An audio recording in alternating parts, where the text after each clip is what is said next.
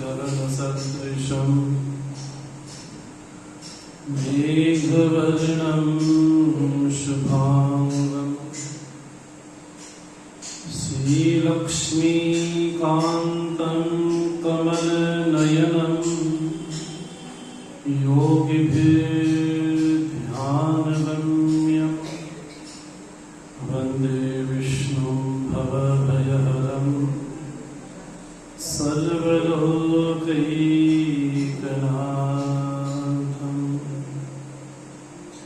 कृष्णाय वासुदेवाय हरे परमात्मने प्रणतः क्लेशनाशाय गोविन्दाय नमो नमः। मूकं करोति वाचालं पङ्गुं लङ्घयति गिरिं यत्कृपातमहं वन्दे परमानन्दमाधवम्। सच्चिदानन्दरूपाय विश्वोत्पत्त्यादिहेतवे तापत्रयविनाशाय श्रीकृष्णाय वयं नमः। भक्तभक्तिभगवन्त गुरु चतुर्नाम भवे इनके पदवंदन किए नासत विघ्नयने।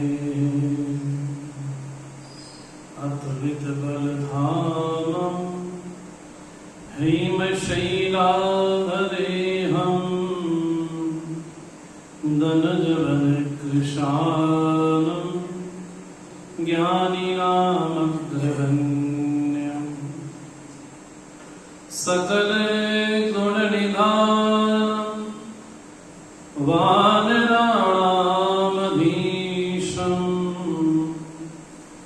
रघुपतिप्रियदूतं वातजातं नमः। रघुपतिप्रिय भक्तं वातजातं नमः।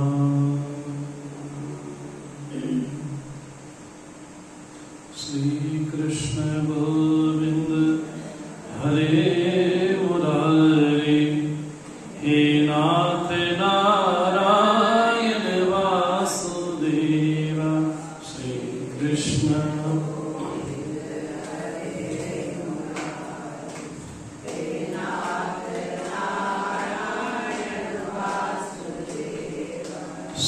कृष्ण गोविंद हरे मुरारे हे नाथ नारायण वासुदेव।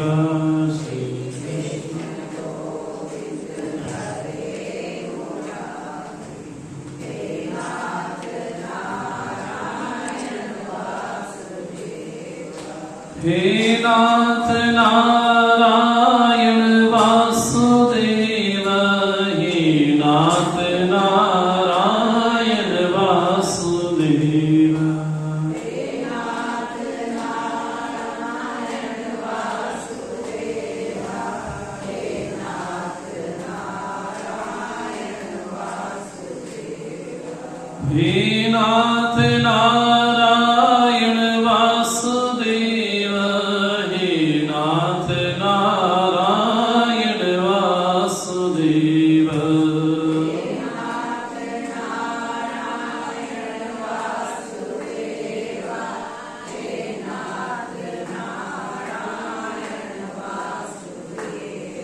श्रीकृष्ण गोविंद हरे मुरारे हे नाथ नारायण वासुदेव। श्रीकृष्ण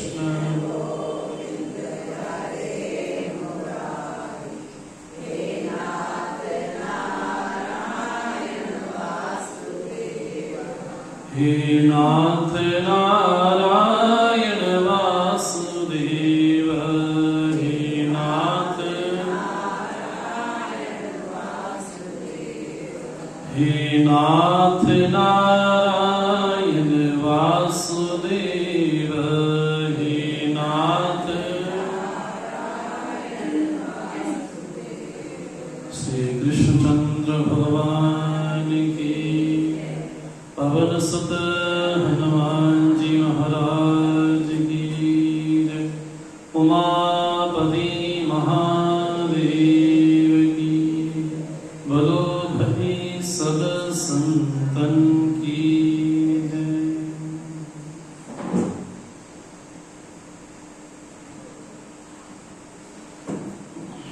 भगवान की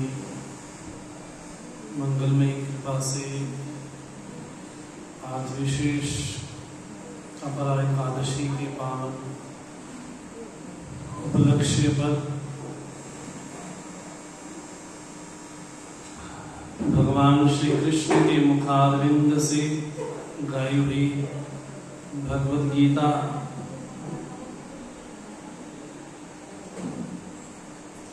हमसे पूछा जाए कि गीता में भगवान श्री कृष्ण ने अर्जुन को कितने श्लोक कहे, तो हम बड़ी सोच में पड़ जाएंगे। पूरी गीता में एक बार भी शब्द नहीं आया कि कृष्ण ने अर्जुन से कहा, एक बार भी शब्द नहीं आया। पहले अध्याय से लेकर के 18 अध्याय तक एक बार भी शब्द नहीं आया कि श्री कृष्ण ने अर्जुन से कहा, जबकि गीता हम बचपन से पढ़ते आ रहे हैं, सुनते आ रहे हैं। एक शब्द आता है श्री भगवान ने कहा, ये शब्द नहीं आता कि श्री कृष्ण उवाच, ये शब्द नहीं है। कोई लोग बोलते हैं गीता में किन किन लोगों ने बोला, गीता में धृतराष्ट्र ने भी बोला, जहां से गीता प्रारंभ होती है। गीता में संजय ने भी बोला, जिनको वेद व्यास की कृपा से दिव्य दृष्टि प्राप्त हुई, और अर्जुन तो साक्षात सुन ही रहे हैं। लेकिन एक बार भी शब्द नहीं आया श्री कृष्ण उवाच। एक ही शब्द बार बार आता है, क्या? श्री भगवान उवाच, श्री भगवान ने कहा। इसके पीछे भी बड़ा भाव है। जो आज का प्रसंग है वो हमारे जीवन से बहुत जुड़ा हुआ है, इसलिए भगवान शब्द की व्याख्या भी हमारे मन में स्पष्ट होनी चाहिए। किसी के पास बहुत धन हो उसको धनवान कहा जाता है ना? किसी के पास बहुत गुण हो उसको गुणवान कहा जाता है। जिसकी बुद्धि बड़ी सूक्ष्म हो उसको बुद्धिमान कहा जाता है। बोले वैसे ही जिसके पास भग हो वो भगवान है। क्या? जिसके पास भग हो वो भगवान है। तो 6 प्रकार के भग होते हैं जिसके कारण उनको भगवान शब्द कहा जाता है। हम किसी महापुरुष के आगे भी बोल देते हैं कि हमारे गुरुदेव भगवान हैं। हमारे जो अवतारी महापुरुष हुए, चाहे गुरु नानक देव जी हुए, गुरु गोविंद सिंह जी हुए, गुरु रामदास जी हुए, उनके आगे भी हम भगवान शब्द जोड़ देते हैं। जो हमारे श्रद्धा के केंद्र हो, गुरु हो, उनके आगे भी हम भगवान शब्द लगा देते हैं, है ना? भगवान रमन महर्षि बोलते हैं, उनको साक्षात भगवान शब्द कहा गया। तो हमारी संस्कृति में, हमारे वैदिक संस्कृति में किसी भी अरे गहरे व्यक्ति के आगे पीछे भगवान शब्द नहीं लगाया जाता, उसके पीछे भाव है। तो जिसके जीवन में 6 प्रकार के भग हो वो भगवान है। और कैसा भग बोले? जिसके जीवन में विशाल अनंत अथाह सागर का ऐश्वर्य हो। आप गिनते रहना कितने हुए। जिसके जीवन में अथाह सागर का ऐश्वर्य हो, जिसके जीवन में अथाह सागर का यश हो, जिसके जीवन में अथाह महासागर का धर्म हो, जिसके जीवन में अथाह सागर की श्री हो, जिसके जीवन में अथाह सागर का वैराग्य हो, और जिसके जीवन में अथाह सागर का मोक्ष हो, उसको हम भगवान कहते हैं। विष्णु पुराण में भगवान शब्द की व्याख्या की गई। आज जो हम प्रसंग, जिस अपरा एकादशी पे हम मिले हैं, वो भगवान शब्द से जुड़ा होगा। इसलिए भगवान शब्द की व्याख्या भी हमारे मन में, हाँ जी, स्पष्ट हो। जिसके जीवन में संपूर्ण ऐश्वर्य हो, यश हो, यश श्री हो, वैराग्य हो, मोक्ष हो और धर्म हो, उसको कहा जाता है कि वो भगवान है ना। हमारे जीवन में भी यश है। ऐसा नहीं कि यहाँ पर जितने लोग बैठे हैं उनमें यश नहीं है।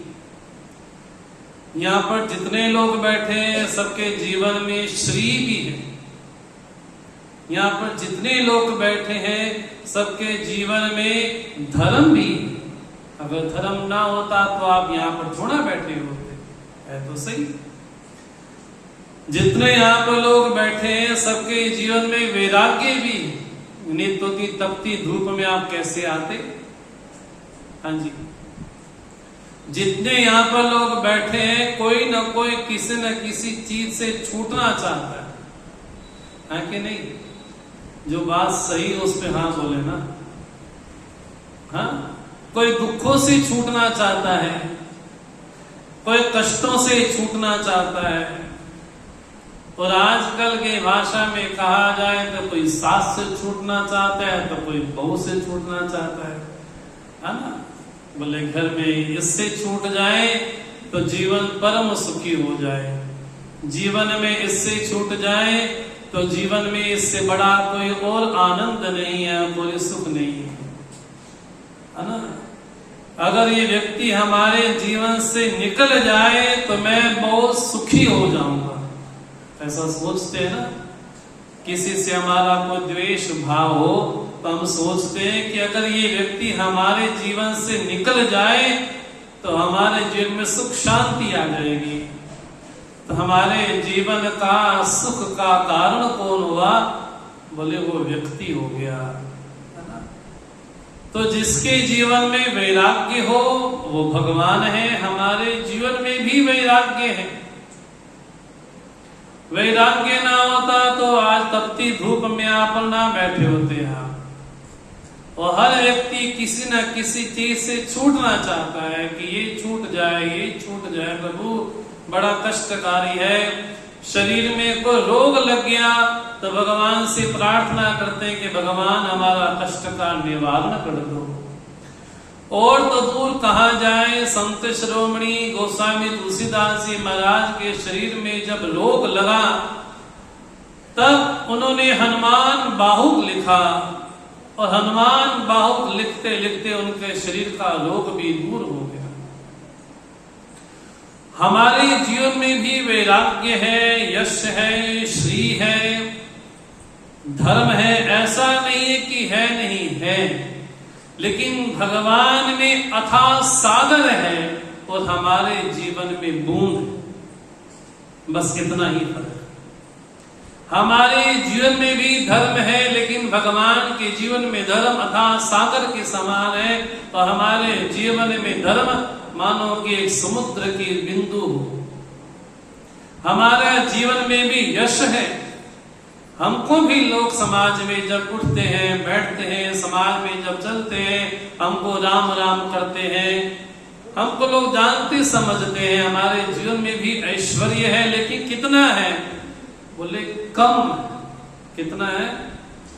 बोले यहाँ का कोई सरपंच हो किसी गांव का, उसकी गांव में कितनी पकड़ होगी, लोग उसको जी जी जी करके बोलेंगे।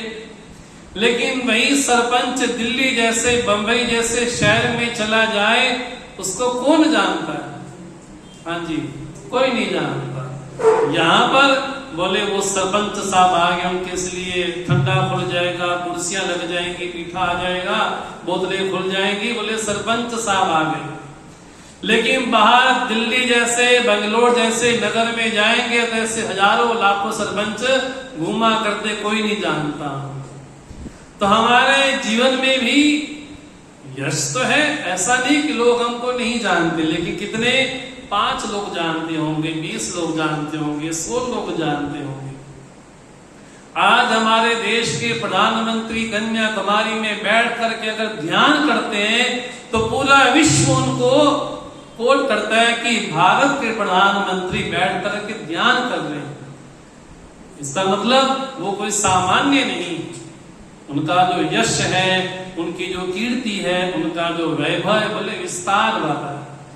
बोले वैसे ही जिसके जीवन में अनंत ऐश्वर्य हो, जिसके जीवन में अनंत यश हो, अनंत मैंने जिसकी कोई सीमा ना हो, है ना, अथाह सागर जिसके जीवन में धर्म निवास करे, भगवान में धर्म निवास करता है। कभी आप विष्णु सहस्त्र नाम पढ़ो तो पितामह भीष्म ने भगवान की स्तुति की। और कैसी स्तुति की? माइक में बैठ करके नहीं, आसन लगा करके नहीं। कैसे?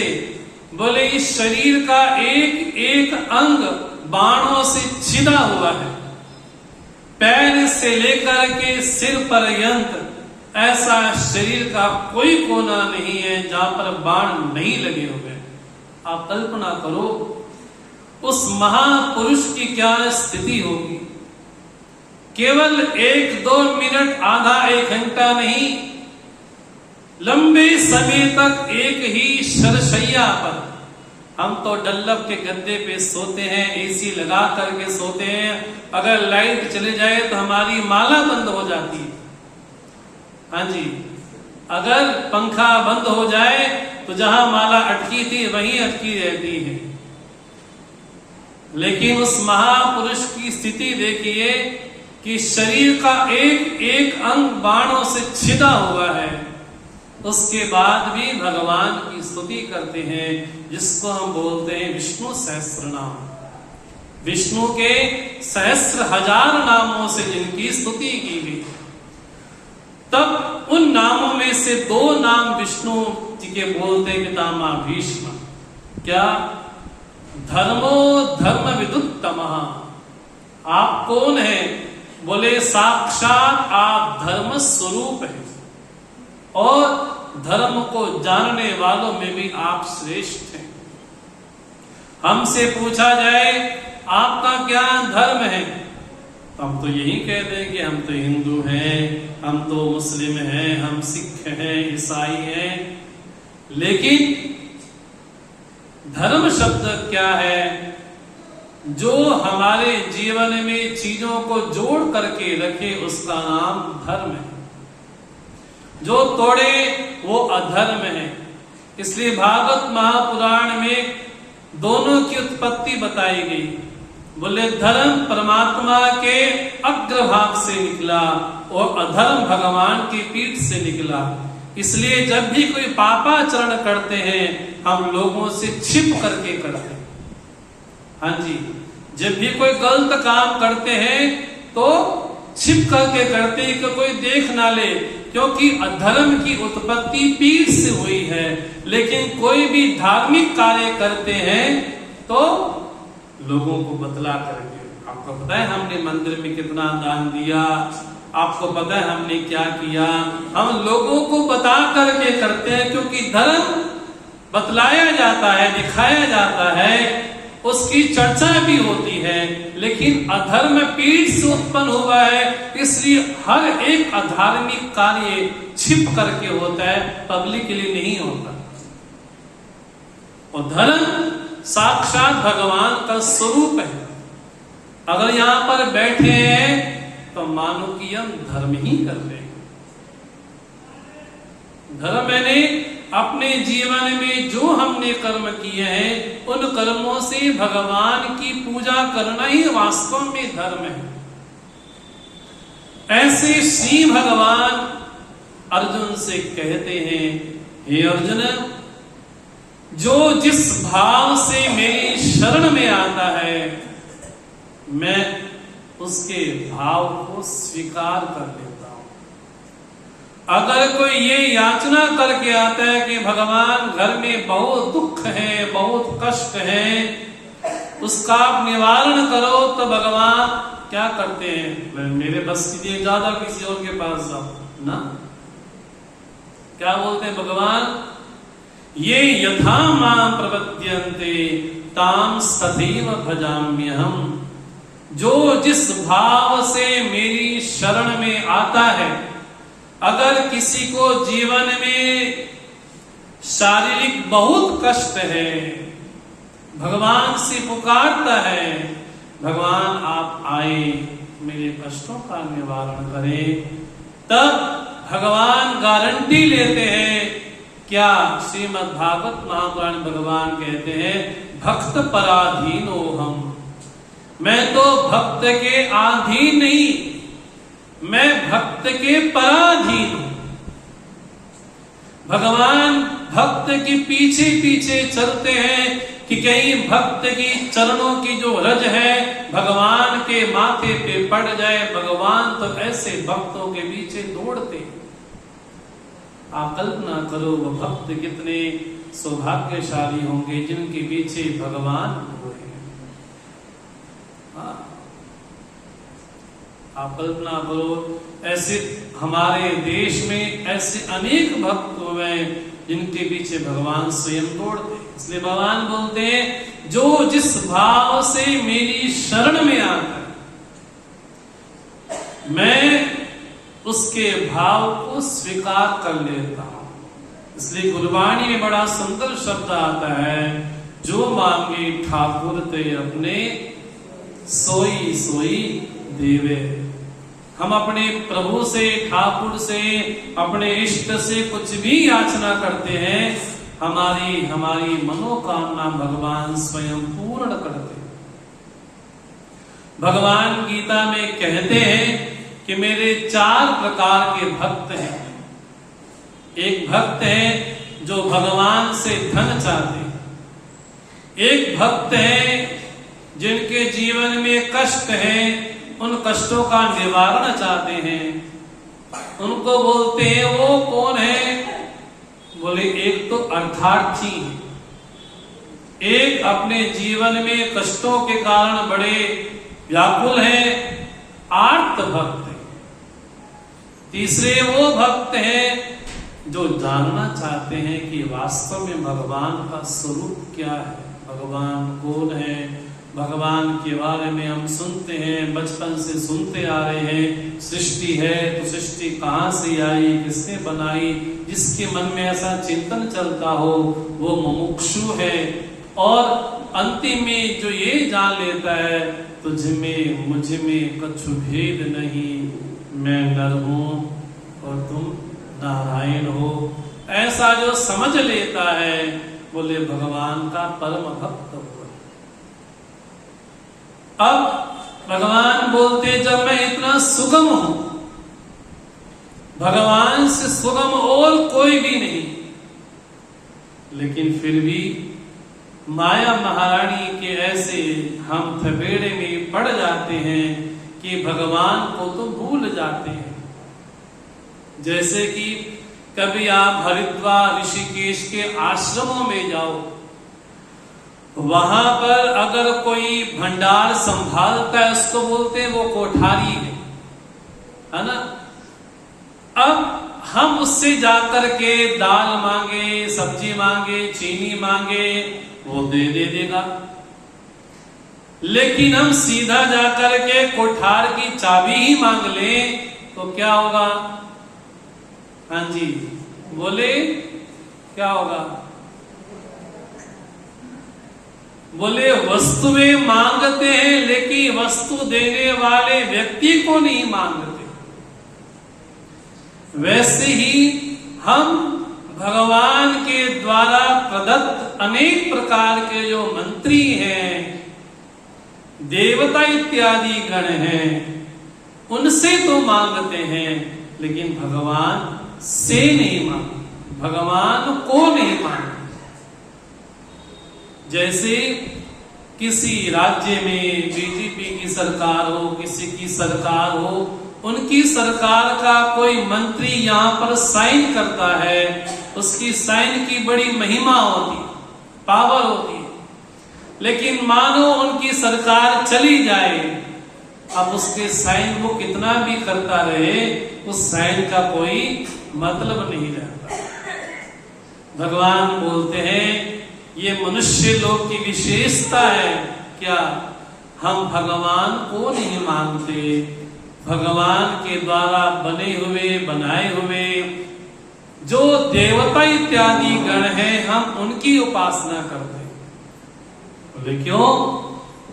क्योंकि इस लोक में ये विशेषता है कि आप छोटे मोटे जितने भी देवता हैं उनको मंत्रों से सिद्ध कर सकते हो, है ना।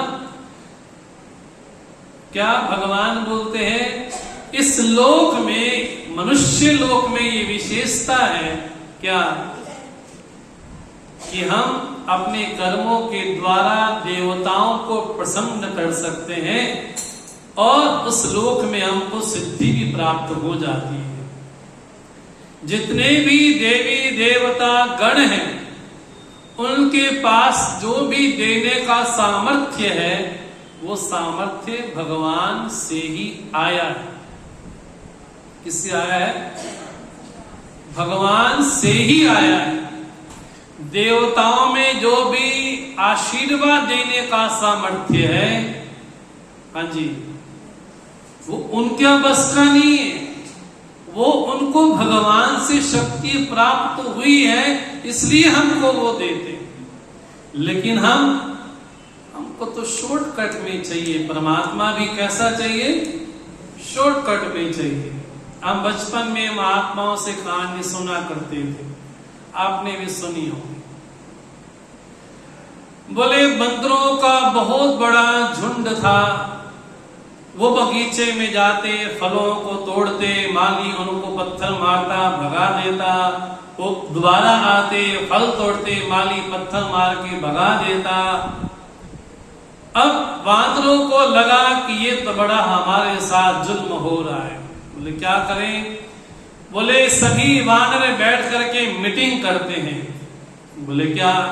बोले अपना बगीचा खुद ही बनाएंगे। बोले इससे बड़े तो बात रही भी नहीं। बोले क्या करें? बोले मनुष्यों को देखा हुआ था कैसे बीज डालते हैं, कैसे खाद डालते हैं, कैसे पानी डालते हैं। तो मनुष्य को जब देखा हुआ था तो वानर भी वैसा ही एक्टिंग करने लगे और सभी वानर एक गोल चक्कर बना करके पहले खड्डा खोदा, उसमें आम का बीज डाला, उसमें खाद डाली, जल डाला, उसको ढक दिया और गोल चक्कर लगा करके बैठ गए। 2 ही मिनट 5 मिनट हो गए थे, इतने में वानरों को लगा अब तो फल आ गए होंगे और लगा करके देखा अभी तक तो आई नहीं, थोड़ा टाइम लगता होगा। फिर दोबारा ऊपर से मिट्टी डाल दी, 10 मिनट हो गए, 15 मिनट हो गए। अब वानर तो स्वभाव से चंचल, तो दोबारा हटा करके देखा, बोले अभी भी फल हाँ जी नहीं आए। तो ये प्रवृत्ति केवल वानरों की है ऐसी बात नहीं, ये प्रवृत्ति हम सभी लोगों की। हम भी चाहते हैं कि परमात्मा हमको मैगी की तरह मिल जाए 2 मिनट में, है ना। जैसे बच्चों को बड़ा शौक होता है 2 मिनट में मैगी बन जाए। बोले वैसे ही परमात्मा भी 2 मिनट में प्रकट हो जाए तब तो बढ़िया है, हाँ कि नहीं? तो हमको भी शॉर्टकट वाला परमात्मा चाहिए। कैसा शॉर्टकट वाला? बोले अभी भक्ति करें, अभी माला जाप करें और सिद्धि हो जाए। श्री नारद जी महाराज भ्रमण करते करते ऋषियों के आश्रम से गुजरते हुए वैकुंठ को जाते हैं। रास्ते में एक ऋषि बोलते हैं कि नारद जी आप तो भगवान के अंग संग रहते हो, कितना समय हमको हो गया है भगवान की आराधना करते करते, आप कृपा करके बताओ कि भगवान के दर्शन कब होंगे, आप मेरा संदेशा जाकर के देना। अगले वृक्ष पर जाते हैं, ऋषि बोलते हैं कि मुझे कितना समय हो गया है उपासना करते करते, अभी भगवान के दर्शन नहीं हुए, आप संदेशा जाके देना कि कब भगवान दर्शन देंगे। नारद जी ने दोनों ऋषियों की बात सुनकर के वैकुंठ में गए, भगवान से कहा कि आज मैं ऐसे ऐसे भ्रमण कर रहा था और 2 ऋषि मुझको मिले, उन्होंने आपके लिए संदेशा दिया है कि कब आपके दर्शन होंगे। तो भगवान ने कहा उस ऋषि से जाकर के बोलना क्या कि जितने उस पेड़ के पत्ते हैं उतने जन्मों तक उपासना करे तब मेरा दर्शन सुलभ होगा। और दोनों को जाकर के यही संदेश देना। जब नारद जी पुनः वापस आते हैं और ऋषि से बोलते हैं कि भगवान ने कहा कि जितने पेड़ के पत्ते हैं उतने जन्मों तक साधना करोगे तो भगवान के दर्शन सुलभ हो जाएंगे।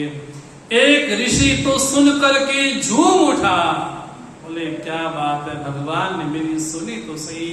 एक ऋषि ने कहा अरे इतने जन्म लग जाएंगे जितने पेड़ के पत्ते हैं। बोले एक तो इमली का पेड़ का पत्ता फल है और एक पीपल का है।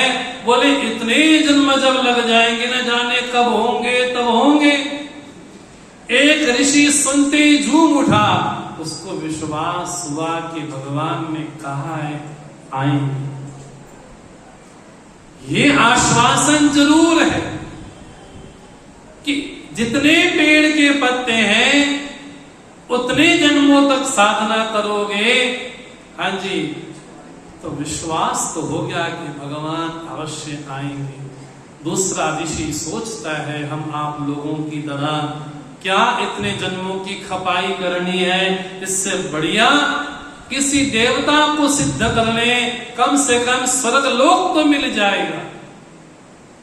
कम से कम चिरकाल तक, लंबे समय तक उस लोक में हम सुख भोग ऐश्वर्य भोग तो सकते हैं। भगवान का क्या पता इतने जन्मों के बाद भगवान का कहीं मूड ही ना बदल जाए। ये कहीं ना कहीं स्थिति हमारे जीवन की भी। हम एक माला जाप करते हैं, 2 माला जाप करते हैं, जो भी हमको गुरु मंत्र प्राप्त हुआ है, कुछ भी जाप करते हैं, थोड़े समय के बाद लगता है इतना किया अब मिलेगा कि नहीं मिलेगा। इसको बोलते हैं कि मंत्र के प्रति हमारे मन में अश्रद्धा भाव है।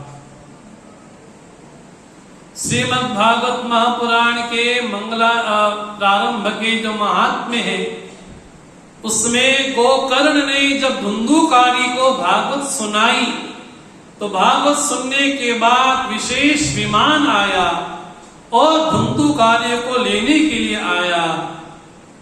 तो गांव वाले बोलते हैं कि सबने भागवत सुनी, न केवल धुंधुकारी ने सुनी, सबने सुनी, लेकिन एक के लिए विमान आया और सबके लिए विमान क्यों नहीं आया? तब भगवान के दूत कहते हैं श्रवण तो सबने किया, लेकिन श्रवण करने के बाद सबने वैसा मनन नहीं किया। साथ ही साथ भगवान के दूत ये भी कहते हैं अगर कोई मंत्र साधना करते हुए मन में ये सोचता है माला जाप कर तो रहा हूं, भगवान मिलेंगे कि नहीं मिलेंगे, कुछ होगा कि नहीं होगा, भगवान के दूत बोलते हैं कि वो साधना, वो मंत्र फल भी निष्फल सा हो जाता है। अगर अपने मंत्र पर, गुरु मंत्र पर हमारे मन में कहीं रत्ती भर भी, रंच मात्र भी, लेश मात्र भी अगर कहीं संदेह हो जाए, होगा कि नहीं होगा, बोले उसका फल तत्काल नष्ट हो जाएगा। इसलिए भगवान इसी अध्याय में बड़ा सावधान करेंगे हम सभी लोगों को। क्या? संशयात्मा विनश्यति। जो हमेशा संशय करता है, शंका करता है, हमेशा डाउटफुल रहता है, बोले उस व्यक्ति का विनाश अवश्य हो। इसलिए अगर कोई भी हम साधना कर रहे हैं, चाहे वो हनुमान चालीसा पढ़ रहे हो आप, चाहे सुंदरकांड पढ़ रहे हो, चाहे अमृतवाणी का पाठ कर रहे हो, चाहे रामायण पढ़ रहे हो, चाहे गीता पढ़ रहे हो, कोई भी धर्म ग्रंथ पढ़ रहे हो, किसी भी गुरु मंत्र का जाप कर रहे हो, उसके प्रति हमारे मन में हाँ जी श्रद्धा भाव हो। एक पतंजलि योग सूत्र में पतंजलि बोलते हैं, सैति दीर्घ काल नैरंतर्येन सत्काल सेविता दृढ़ भूमि। ये आपको लगेगा कि क्या बोल दिया, लेकिन ये हमारे कान में संस्कार पड़ जाएंगे। इस जन्म में नहीं, अगले जन्म में कहीं जाकर के संस्कार पैदा हो जाएंगे। तो पतंजलि बोलते हैं, अगर हम अपनी साधना को बड़े आदर पूर्वक करते हैं, बड़ी श्रद्धा पूर्वक करते हैं और लंबे समय तक करते हैं।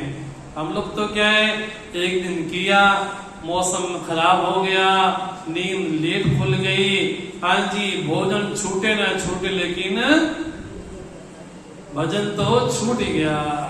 वो रात को पार्टी में गए थे, लेट हो गए।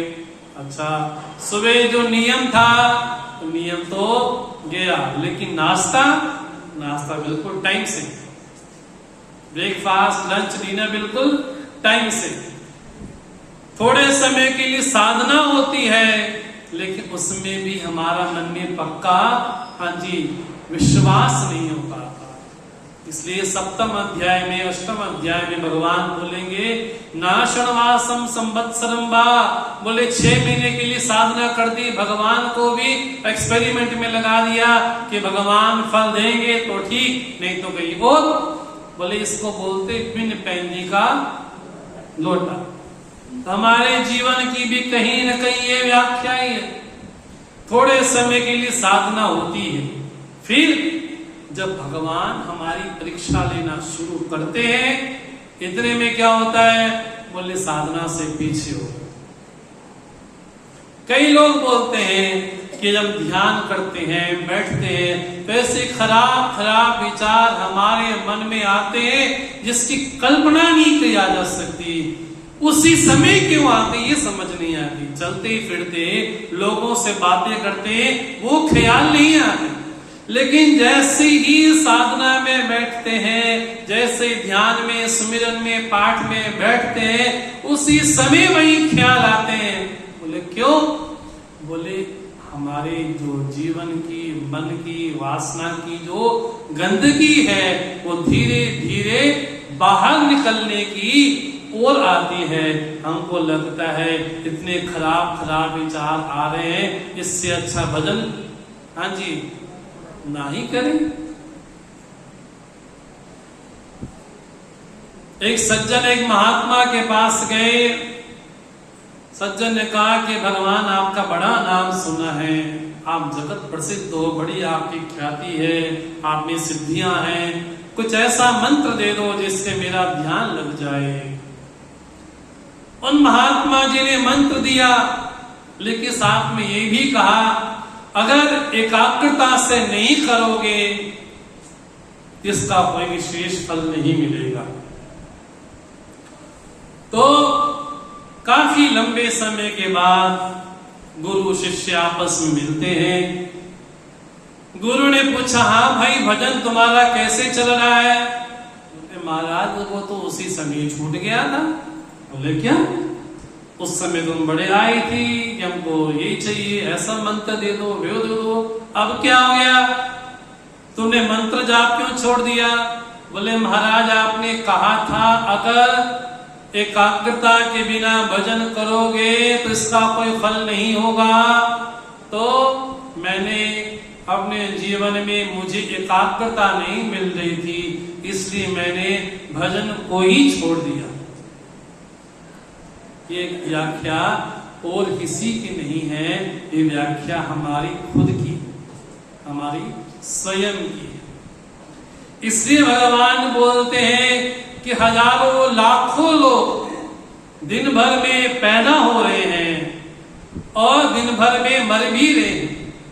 जिस समय हम बैठ करके आपस में गीता पे विचार कर रहे हैं, उस समय हजारों लोग दुर्घटनाग्रस्त होकर के मर भी रहे होंगे और इस समय हजारों हजारों शिशु पैदा भी हो रहे होंगे।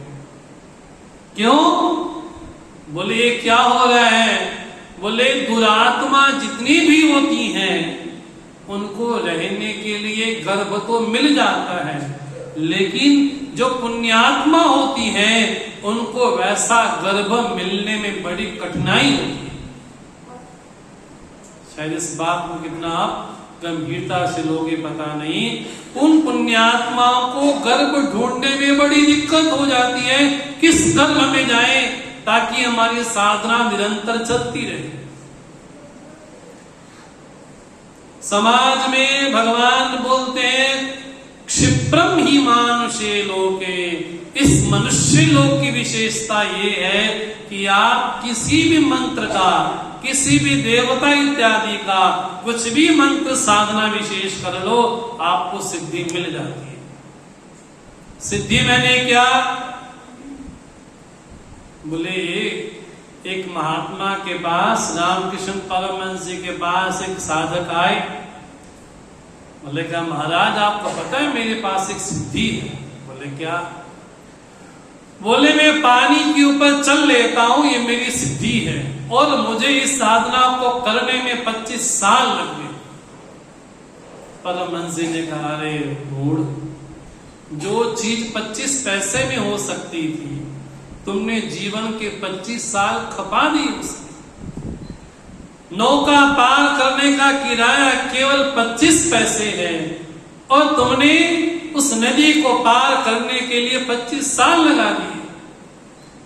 जिन 25 सालों में जीवन में अंतःकरण शुद्ध हो जाता, पवित्र हो जाता, निर्मल हो जाता, हमने कभी यहाँ उपासना कर ली, कभी इसकी उपासना, कभी पीर की, कभी फकीर की, कभी इसकी उपासना कर ली, कभी वहां माथा टेक लिया, कभी वहां दीपक जला दिया, कभी वहां कर दिया। इसको क्या बोलते हैं? बिन पैंदी का लोटा।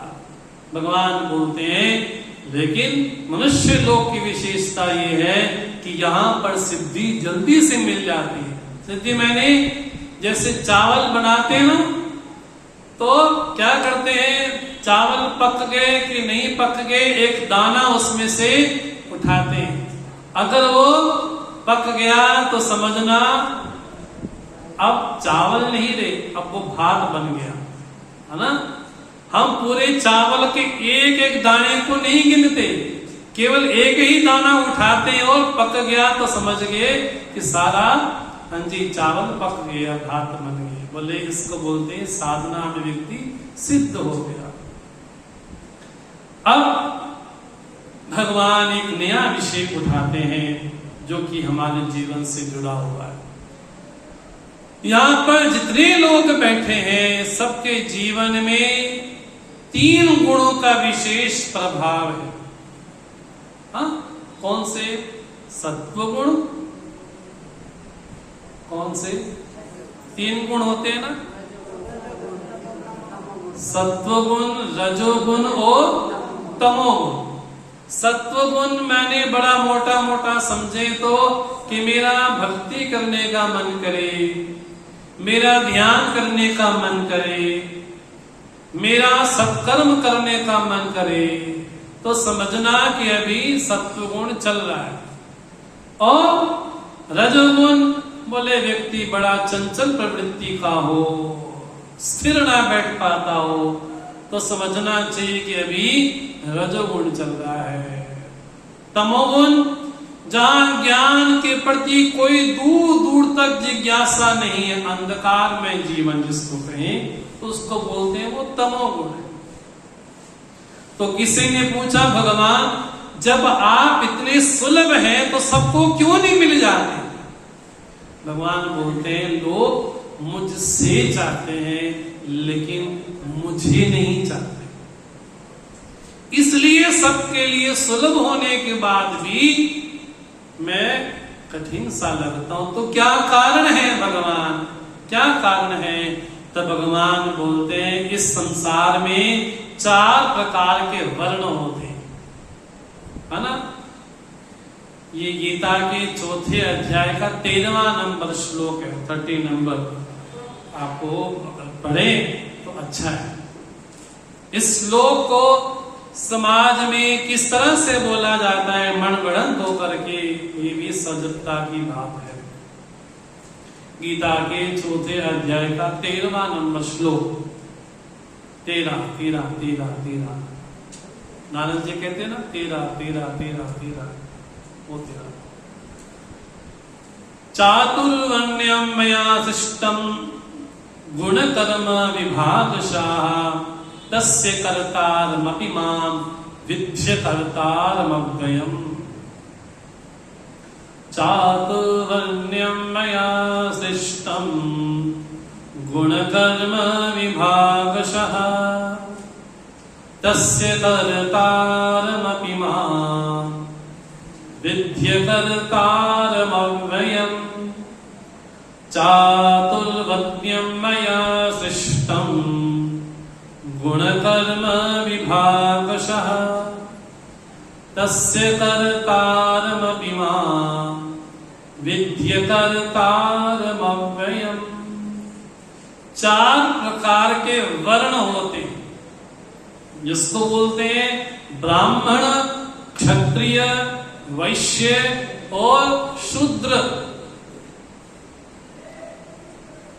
वर्ण अलग हैं, लेकिन हमने समाज में ना समझी के कारण कुछ ऐसे अधर्मी लोग हैं जिन्होंने ब्राह्मण को जाति बना दिया, जिन्होंने क्षत्रियों को जाति बना दिया, जिन्होंने वैश्यों को शूद्रों को जाति बना दिया।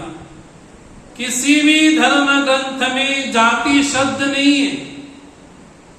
भगवान ने ये नहीं कहा कि ब्राह्मण जाति है। जाति होती है क्या?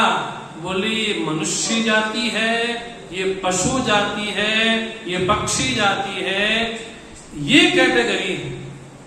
ये कैटेगरी नहीं है कि ये ब्राह्मण है, ये क्षत्रिय है, ये वैश्य है, ये शूद्र है।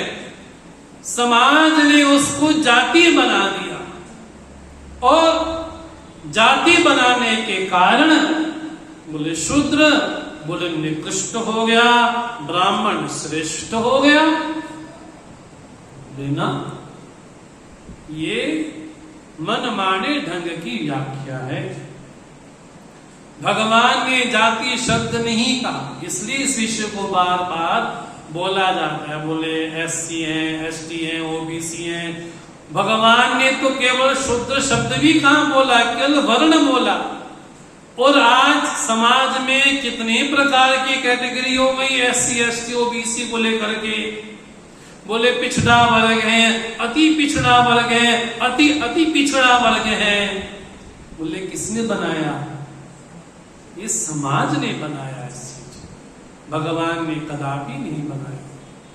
लेकिन उसमें बड़ी सावधानी वाली बात भगवान बोलते हैं, गुण और कर्मों के अनुसार उस व्यक्ति का वैसा वर्ण होता है। वर्ण मैंने संस्कृत भाषा में जो वर्ण शब्द की परिभाषा बोलते हैं, वर्ण्यते अनेनिति वर्णा, जिसके द्वारा व्यक्ति की पहचान बतलाई जाए उसको वर्ण बोलते हैं। बोले बड़ा सज्जन है, बड़ा विनम्र है, बड़ा दयालु है, बड़ा त्यागी है, बड़ा डाउन टू अर्थ है, बड़ा सहनशील है, बड़ा पवित्र रहता है। ये क्या बतलाया? क्या बतलाया? ये व्यक्ति के गुण है, और वो गुण जिनमें भी निवास करे वो ब्राह्मण होगा। जिसके जीवन में सत्वगुण प्रधान हो और उसके पीछे रजोगुण हो, तमोगुण हो, उसको कहा जाता है कि वो ब्राह्मण है। तो ब्राह्मण का क्या काम है? बोले ब्राह्मण का काम है स्वाध्याय करना, प्रवचन करना, लोगों को धर्म के विषय में सही जानकारी देना। इसको बोलते पुरोहित। क्या बोलते हैं? पुरोहित शब्द का कभी अर्थ हमारे मन में आया? कभी सोचो, इस शब्द में ही अर्थ छिपा है। पूरा हितम, जो पहले हमको सजग कर दे, पूरा मैंने पहले हमको सजग कर दे कि आपको ये काम करना चाहिए, ये नहीं करना चाहिए, उसको बोलते वो पुरोहित है। जिसके जीवन में सत्वगुण बिल्कुल श्रेष्ठ हो, ज्ञानम विज्ञानम आस्तिक्यम ब्राह्मण कर्म स्वभावजम, भगवान आगे बोलेंगे 18वें अध्याय में। जिसके जीवन में आस्तिकता वाला भाव है, श्रद्धा वाला भाव है, उसको कहा जाता है कि वो ब्राह्मण है। उपनिषदों में एक वाक्य, एक कथा आती है। एक बालक एक ऋषि के पास जाता है और उनसे प्रार्थना करते कि आप मुझे शिष्य स्वीकार कर लो, मैं आपसे पढ़ना चाहता हूं। तो ऋषि पूछते तुम्हारे पिता का नाम क्या है? बोले ये तो मुझे पता नहीं, मेरी माँ ने मुझे पाला है और ये मेरी माता का नाम है, जामाल मेरी माता का नाम है। तो उनके अंश से उत्पन्न होने के कारण मेरा नाम भी वैसा ही। ऋषि ने कहा कि तुम इसके योग्य अधिकारी। तो बाकी शिष्यों ने कहा इसने तो बताया ही नहीं। तो ऋषि ने कहा इसमें सत्य है, इसने झूठ नहीं बोला कि मेरे पिता का नाम ये नहीं है वो है। उसने सत्य बोला कि मुझे नहीं पता कि मेरे पिता कौन है, मेरी माँ तो दासी है और मुझे उसने पाला पोसा है, मुझे नहीं पता मेरे पिता का नाम क्या है। बोले क्या है? बोले ब्राह्मण भाव। इसको बोलते ब्राह्मण बुद्धि होती है ना? क्या होती है? ब्राह्मण बुद्धि होती है। थोड़ा आज का विषय लगेगा क्योंकि भगवान ने श्लोक ही ऐसा बोला है। एक होता क्षत्रिय, जिसमें रजोगुण तो ऊपर रहे लेकिन सत्वगुण पीछे रहे। उस क्षत्रिय का काम क्या है? बोले युद्धे चाप्य पलायनम, युद्ध से पीछे नहीं भागना, समाज की रक्षा करना। जो दुर्बल हो उनकी शरण में जो आए, दुर्बल व्यक्ति भी उनके पास आकर के अपने आप को सबल समझ ले, वो क्षत्रिय है ना? और उसके बाद आते हैं वैश्य, जिनके जीवन में रजोगुण बिल्कुल प्रधान अवस्था में और तमोगुण सत्वगुण पीछे पीछे। बोले ऐसे व्यक्ति दानी स्वभाव के होते, कृषि गोरक्ष वाणिज्य वैश्य कर्म स्वभावजम। जिनके जीवन में कृषि कार्य हो, वाणिज्य का कार्य हो, बिजनेस कम्युनिटी हो, बोले वो कौन है? बोले वो वैश्य है। और जिनके जीवन में तम प्रधान हो, उसके नीचे रजोगुण, उसके नीचे सत्वगुण प्रधान। जिनके जीवन में तमोगुण हो उनको कहा जाता है वो कौन है? बोले शूद्र। शूद्र क्या? बोले दूसरों की सेवा करना। अब वेद बोलता है कि ब्राह्मण भगवान के मुख से उत्पन्न होगा, क्षत्रिय भगवान के जंघाओं से होगा, वैश्य भगवान के उदर से होगा और शूद्र भगवान के चरणों से होगा।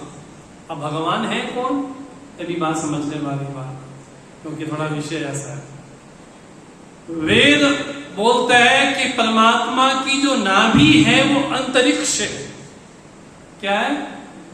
अब आप सोचो, जिसकी नाभि अंतरिक्ष हो उसका ऊर्ध्व भाग, वो आधा भाग कैसा होगा?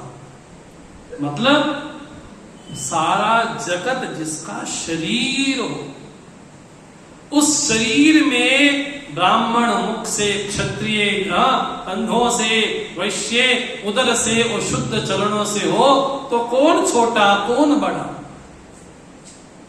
ये अपने गुणों के कारण और अपने कर्मों के कारण कोई ब्राह्मण वर्ण का है, कोई क्षत्रिय वर्ण का है, कोई वैश्य वर्ण का है, तो कोई शूद्र वर्ण का है। यहाँ पर ये बात कहीं नहीं जा रही कि शूद्र छोटा होता है, ब्राह्मण हाँ जी बड़ा होता है। और देखा जाए हम सुबह जब उठते हैं और रात सोने तक हमारे जीवन में कभी हम ब्राह्मण बन जाते हैं, कभी हम क्षत्रिय बन जाते हैं, कभी हम वैश्य बन जाते हैं और कभी हम शूद्र बन जाते हैं। सुबह से लेकर रात तक हमारे जीवन में भी कभी सत्वगुण, कभी रजोगुण, कभी तमोगुण, कभी सत्वगुण प्रधान, कभी रजोगुण उसके पीछे, कभी रजोगुण प्रधान सत्वगुण उसके पीछे, कभी तमोगुण प्रधान उसके पीछे रजोगुण, उसके पीछे सत्वगुण। इसलिए बड़ी सावधानी पूर्वक समाज को खंडित करने के लिए, समाज को बांटने के लिए ये विधर्मियों की एक बिल्कुल चालाकी है। समाज को बांटने के लिए तुमको शूद्र कहा गया है, तुमको अछूत कहा गया है, तुम ऐसे हो, तुम ऐसे हो। अगर हमारे वो नहीं होते तो पहले तो हम कुएं से पानी पीते थे, तो पहले क्या बिना पानी के रहते थे? हाँ जी, कुम्हार अपने घर में घड़ा बनाता है और गुरुकुल में घड़ा रखा जाता है। हाँ जी, उस घड़े से पानी पिया जाता है। अगर यही भाव होता छोटे बड़े का, हाँ जी, कुम्हार घड़ा बना करके दे और सारे लोग गुरुकुल में बैठ करके उसी को पानी को पीते हैं तो अछूत नहीं हो गए वो? बोले नहीं, ये क्या है?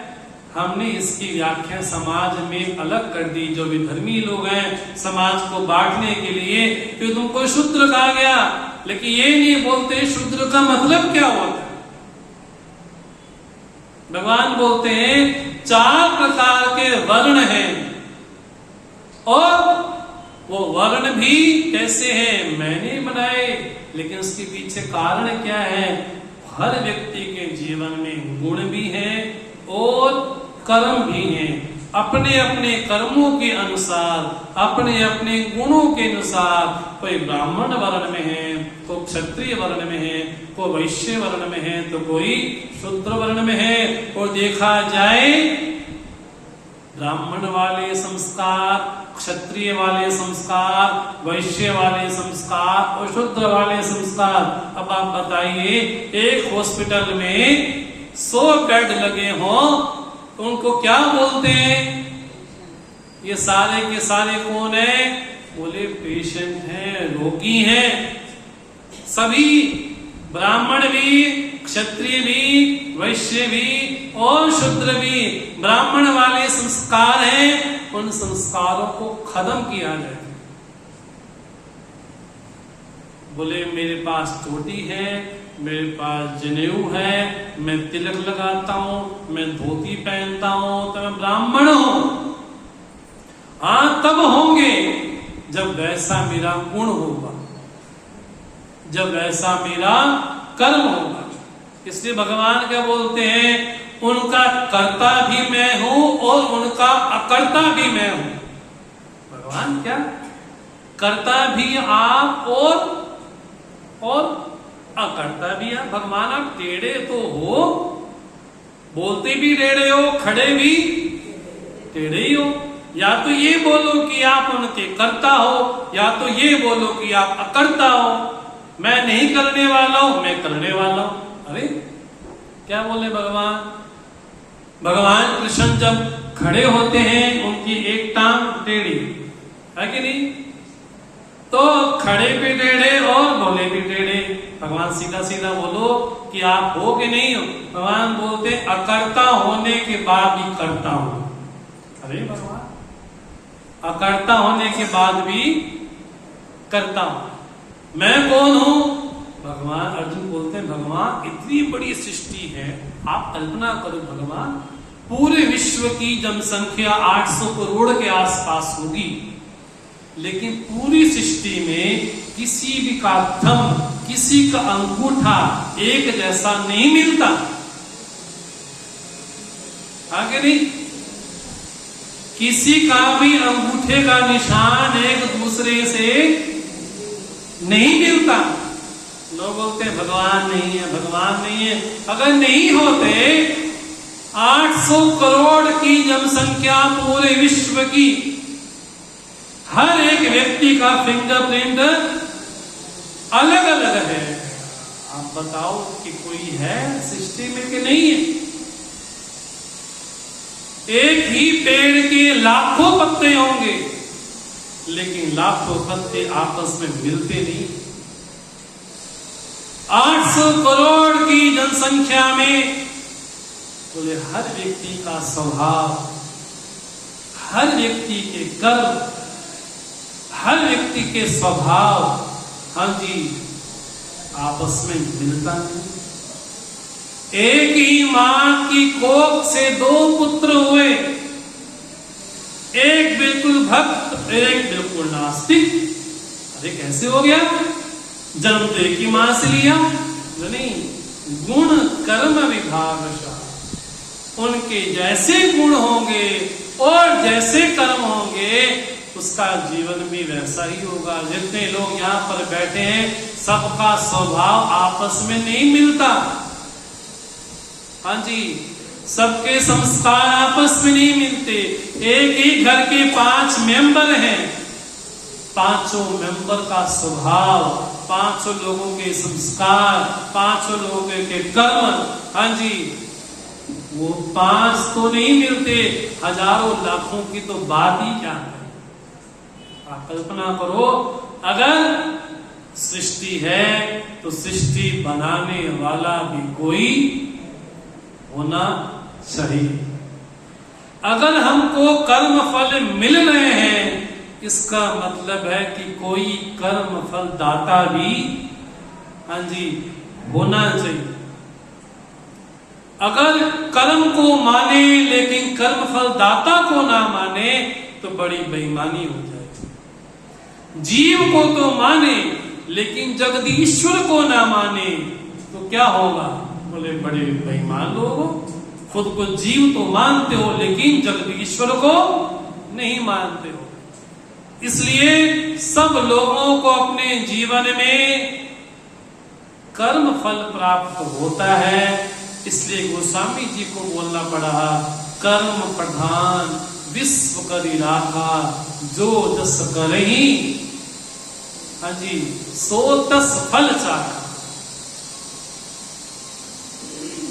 मेरे दाता के दरबार में सब लोगों का खाता, जितने लोग बैठे हैं ना, सभी के जीवन में खाता भगवान के पास ही। जो सबके पास मोबाइल आजकल होते हैं, एक छोटा सा मेमोरी कार्ड होता है, छोटा सा सिम होता है ना।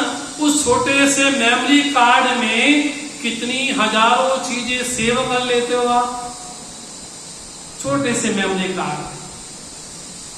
बोले वैसे ही हम सभी लोगों का डाटा अलग अलग है, तो जैसा डाटा है वैसे खाता, है ना। अगर खराब कर्म किए तो उसका फल भी वैसे। अर्जुन ने पूछा, भगवान इतनी प्रकार की, असंख्य प्रकार की जातियां हैं, मनुष्य जाति है, पशु जाति है, पक्षी जाति है, वनस्पति है, पेड़ हैं, लताएं हैं, इतने हजारों प्रकार की सृष्टियां हैं भगवान। इसका मतलब भगवान आपको तो कर्म का फल तो मिलता होगा। आप हजारों लोगों को रस भी लेते हो। आप गीता में जब भगवान ने अर्जुन को विराट रूप का दर्शन करवाया, उस विराट स्वरूप में अर्जुन क्या देखते हैं कि सारी सृष्टि भगवान के मुखों में आ रही है, कोई दांतों से पिसती हुई अंदर जा रही है। हाँ जी, वहां पर अर्जुन ने ये भी देखा कि दुर्योधन भी, दुशासन भी, जरासंध भी, हाँ जी, कर्ण भी, सब वहां पर पहले से ही मरे पड़े। अभी युद्ध शुरू हुआ नहीं, अभी हुआ नहीं, लेकिन उसके पहले अर्जुन ने तो विराट स्वरूप में भगवान का जब दर्शन किया तब भगवान ने कहा निमित्त मात्रम भव, तुम केवल निमित्त बनो, बाकी जो करना है वो पहले से ही हो चुका है। इससे क्या बोलते हैं, करण करावण आपके यहाँ। अब भगवान को अर्जुन बोलते हैं कि भगवान इतना आपने विस्तार किया सृष्टि का, तो आपको तो कर्म फल मिलता होगा, आपको भी फल तो चिपकता होगा। भगवान बोलते नहीं, क्योंकि मैं अकर्ता हूं। अब ये जो श्लोक भगवान आगे बोलने जा रहे हैं ना, ये हमारे जीवन में बड़ा मेल खाता है। क्या बोलते हैं भगवान 14वें नंबर श्लोक में, न मां कर्माणि लिम्पन्ति न मे कर्म फले स्पृहा इति मां योऽभिजानाति कर्मभिर्न स बध्यते। न मां कर्माणि लिम्पन्ति न मे कर्म फले स्पृहा इति मां योऽभिजानाति कर्मभिर्न स बध्यते।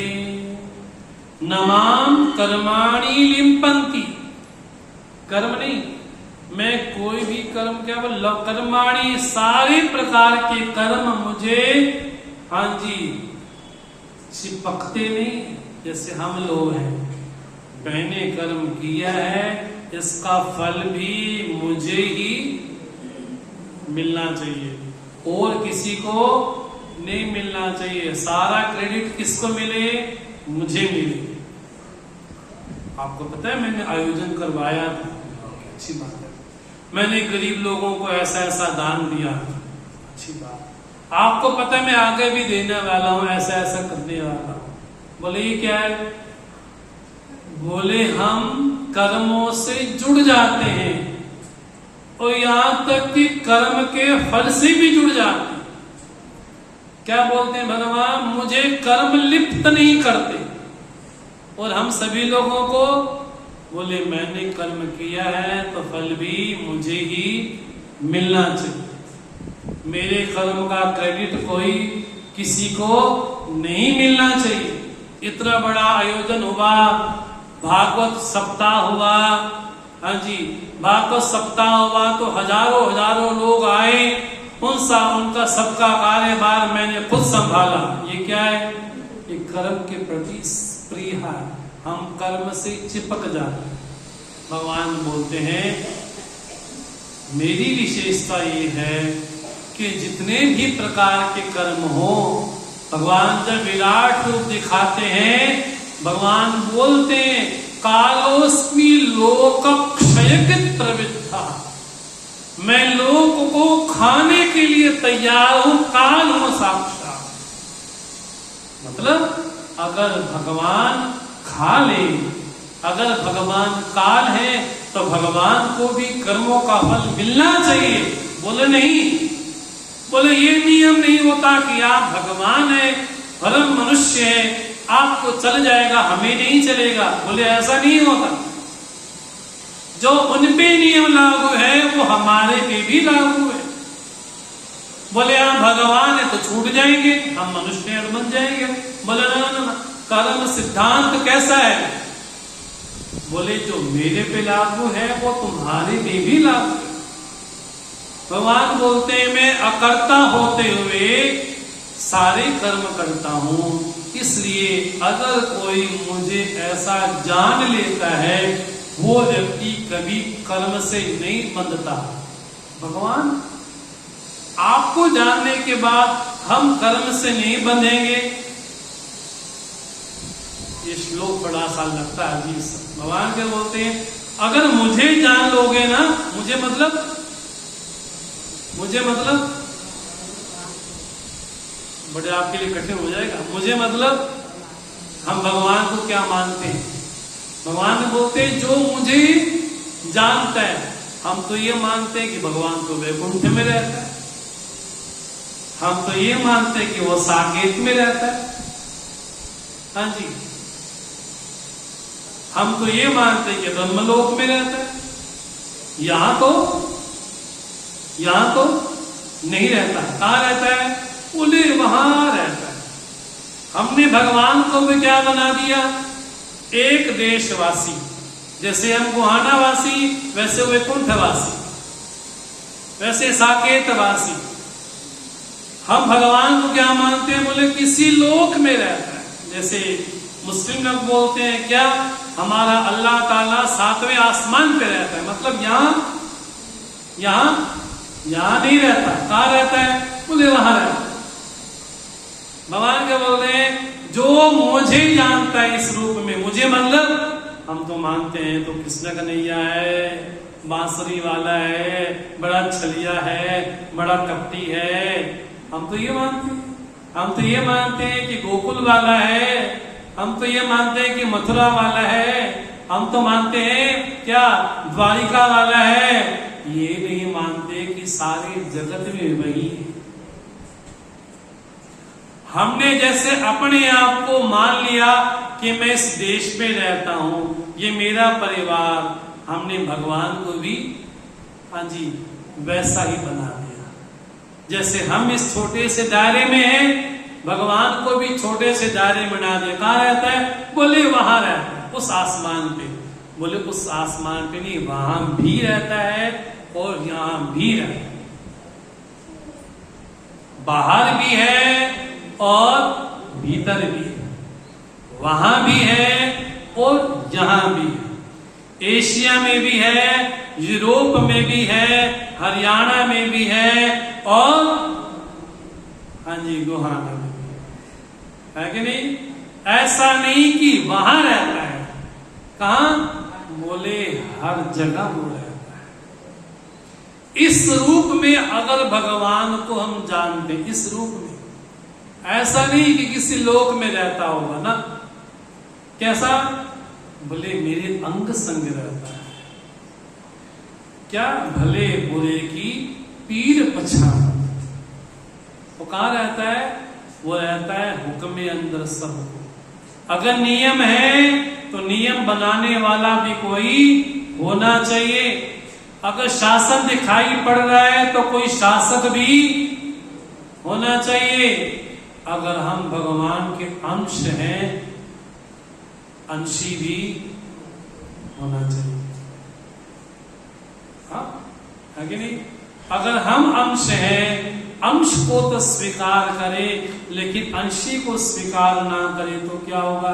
भगवान बोलते इति माम यो भी जानाति, जो मुझे इस तरह से जानता है, क्या मैं सर्वव्यापक हूं, मैं सर्वशक्तिमान।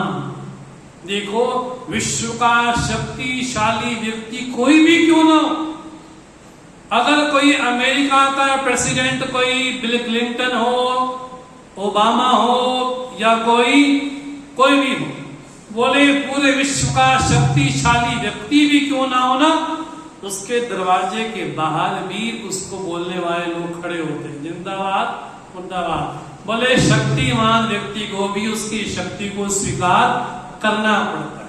इसलिए वो कौन है? बोले वो सर्वशक्तिमान है, वो सर्वव्यापक है, वो सर्वज्ञ है। सर्वज्ञ मैंने सबकी जो जानता है, वो सर्वज्ञ है।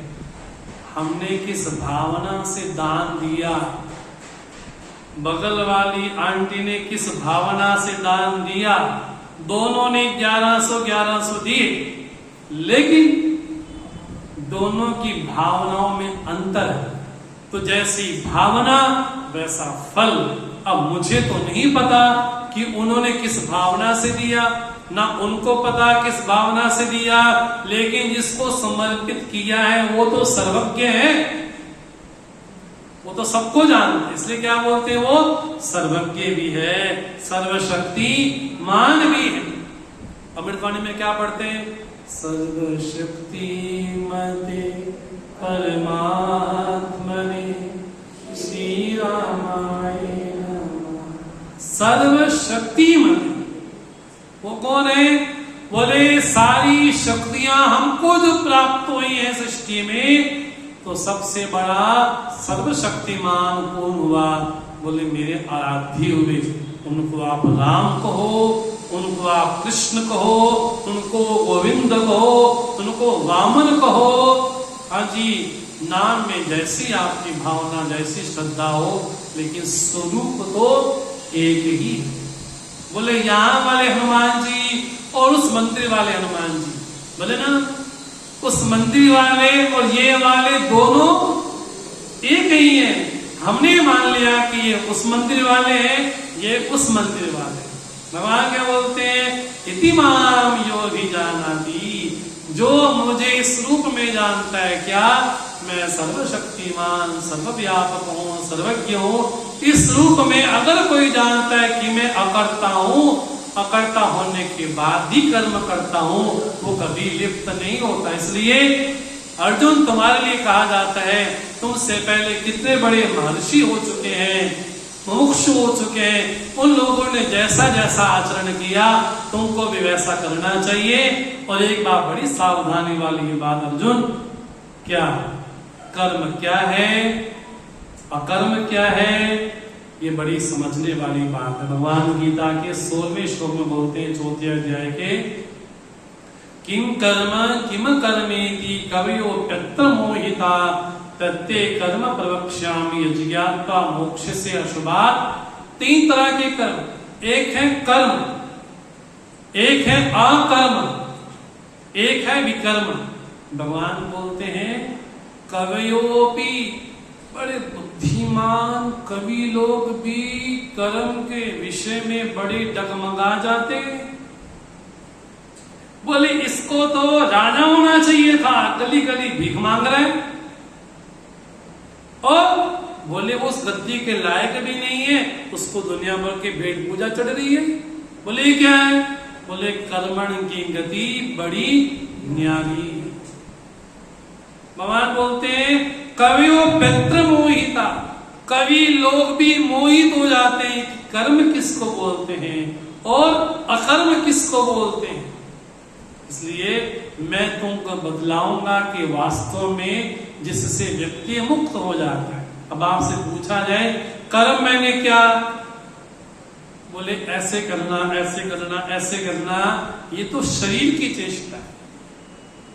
कर्म मैंने क्या, शास्त्र ने मेरे लिए क्या कहा, क्या नहीं कहा, इसके लिए भगवान बोलते हैं कर्म मैंने जो शास्त्र ने आज्ञा दी। कल मैं मौन रहूंगा, क्या? कल मैं कुछ भी नहीं करूंगा। सुबह उठूंगा, उठने के बाद मैं किसी से नहीं बोलूंगा, सुबह से लेकर रात तक मैं चुप रहूंगा। सुबह से रात हो गई, शाम को पूछा गया कल भी व्रत करोगे मौन? बोले ना ना मैं थक गया। अरे कैसे थक गए, तुम तो कुछ बोले नहीं ना। तब जब आप मौन थे तब आप अंदर में सोच रहे थे मैं नहीं बोलूंगा, मैं नहीं बोलूंगा, मैं, ये क्या हो रहा है? बोले वहां पर भी आप, हाँ जी, वहां भी कहां चुप बैठे। लगता है कि मैं 24 घंटे कुछ नहीं बोला, लेकिन 24 घंटे एक ही शब्द सोचता रहा, मैं नहीं बोलूंगा मेरा मौन है, मैं नहीं बोलूंगा मेरा मौन है, मैं नहीं बोलूंगा मेरा मौन है। मुख से कुछ भी नहीं बोला, लेकिन शाम को थक गया। बोले क्या है? बोले ये भी, हाँ जी, कर्म ही है।